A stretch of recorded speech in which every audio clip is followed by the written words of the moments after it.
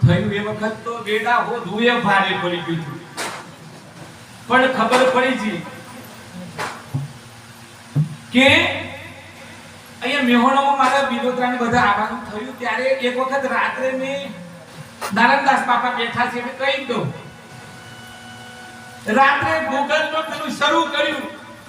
કોઈ આવ્યો પછી રાત્રે ગાડી લઈ તો ઓના ગોમમાં થઈને ગાડી નીકળી બીજી સાતો ભીખાનો દૂધ વેડા બસ પછી તો ખબર પડી ગયું કે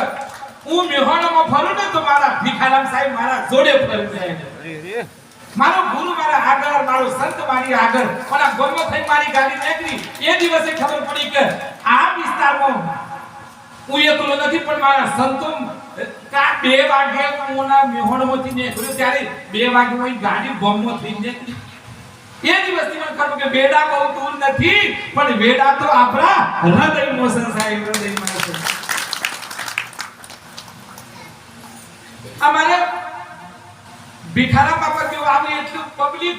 અમારા ભક્તો મશગુલ થઈ જાય કોના થઈ ગયો ભીખારામ બાપા આવે છે પણ એ કઈ રીતે આવી મને ખબર પણ અમે પાસે આધમી કીધું આપણે જવું પડે એટલે આઈ ગયા સંતોનું જીવન કઈ અદ્વિતીય છે અલગ છે શરૂઆતથી ટેવ પાડી હોય સંતો જોડે જવાની તો ધીમે ધીમે આટલા સુધી પહોંચાય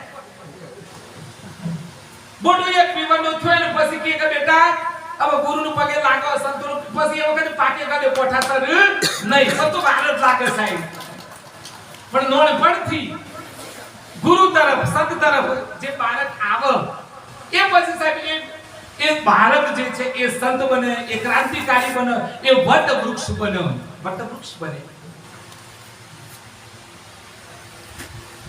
ધ્રુવને 6 મહિનામાં સદગુરુની કૃપા પ્રાપ્ત થઈ ઈશ્વર પ્રાપ્ત થયા ઘરેથી કાઢી મૂક્યા કે તારે જો રાજગાદી ઉપર બેહવું હોય તો તારે મારા પેટે જન્મ લેવો પડે એવું ધ્રુવની સામકી માતાએ કીધું ઘેર જઈને કીધું કે મા મને ખોરામાં બાપાએ બેહવા ના દીધા અને મને માયો ઓમ કીધું હવે હું કરું કે બેટા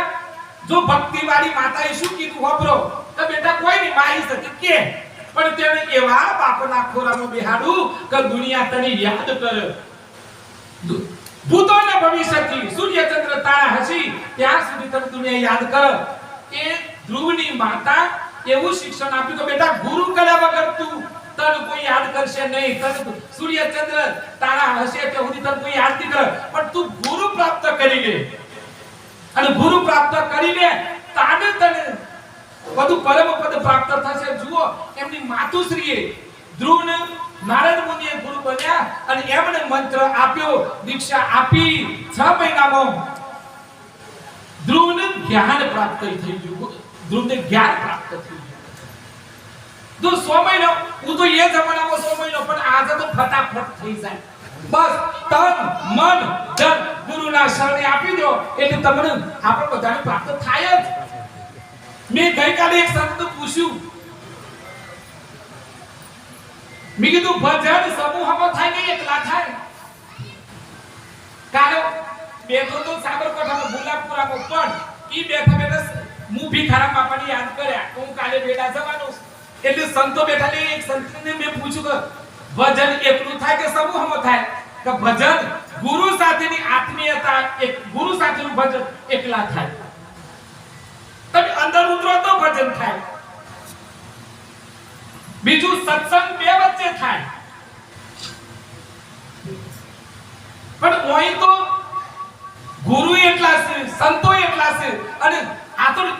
એકદા બેના સાર હોય તો કેટલા બધા સંતો ત્યારે આપણું ભજન તો ખાલી શરૂ ના થાય આપણું ભજન પાકું થઈ જાય આપણું ભજન પાકું થઈ જાય સાહેબ 100 મહિનામાં ઈશ્વર ધ્રુવને ભગવાન મળ્યા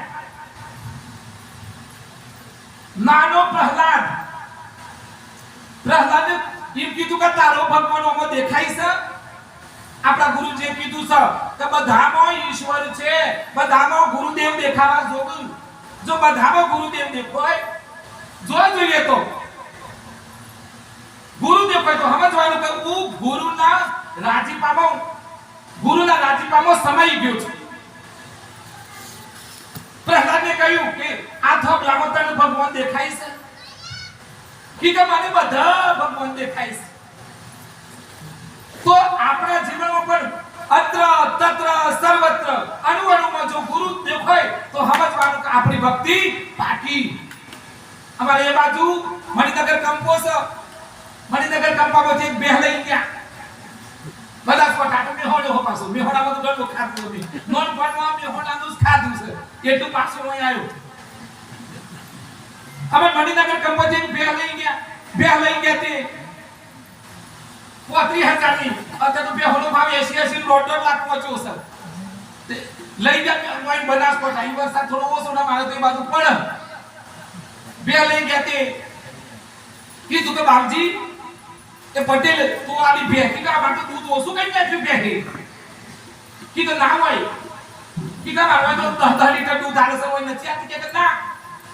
કીધું તમે હું ખવડાવો કે અમે તો અહીં અમારા કપડામાં પીલો રામો તો લીલો રસ કોણ આઈ સહતો ખવડાય તમે હું કીધું મારે તો પર હાથ નથી લે અમારે તો હુકુ છે બધું ઘાસ કીધું મને એમ કરો દૂધ વધારે હોય તો ચશ્મા પર પહેરાવો. સાહેબ તમે વિચાર કરો પ્રાણીને ચશ્મા પહેરાયા પછી ખાઈ તારે લીલું સબ ઘાસ દેખવાનું એમ જો જીવો તો રામ નામ में लीन हूं देखत सब में राम ताके पद वंदन करूं जय जय जलाराम. જ્યાં સુધી અણુઅણુમાં ગુરુ દેખાય નહીં ઈશ્વર ન દેખાય તો સુધી આ બધું જીવન નકામું. આ જીવન નકામું. પણ પાછું થોડુંક ઢીલું પડે એના પહેલા હાલ બે લીટી હાલો બાપા જાણજો